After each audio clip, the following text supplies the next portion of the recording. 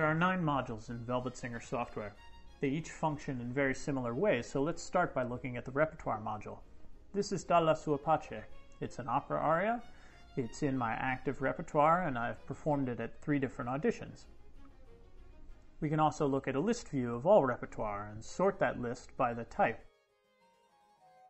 So now they're all sorted, and we can see the oratorio arias grouped together, musical theater repertoire grouped together, and opera arias. We can also look at the web page tab. Each module has a web page tab in the repertoire module. This will bring you to YouTube, or you can toggle over to look at the score for Don Giovanni. The Reports tab will show us clean, nicely formatted reports broken down by these fields. So this is a report of type and then status, so we want to see just the active musical theater repertoire. You can email those reports, you can print them, you can preview them. Let's create a new repertoire record. The system already has 2,600 arias inside of it. It knows that I'm a tenor, so let's just filter for Mozart arias. You can add Constanze di and say, instead of it being an active repertoire, it's just something I'm learning. Navigating to the main menu, we can now look at the auditions module. So this is one audition record. It's a young artist program in 2009-2010 season. It requires a headshot, among other things. These are the things that I listed. This is what I performed. This is the journal tab, so this I can use to describe and keep a good record of how I felt about it. So my concentration at this audition was great. We can also pop open a nicer looking journal form if I prefer to type longer prose.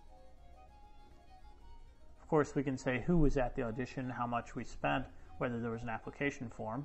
And just as with the repertoire module, we have a list view that we can sort by season, we can sort by status, and we can toggle over as well to the web page viewer and look at Lyric Opera of Chicago's webpage. Now we can look at some audition reports. This is one grouped by season and success.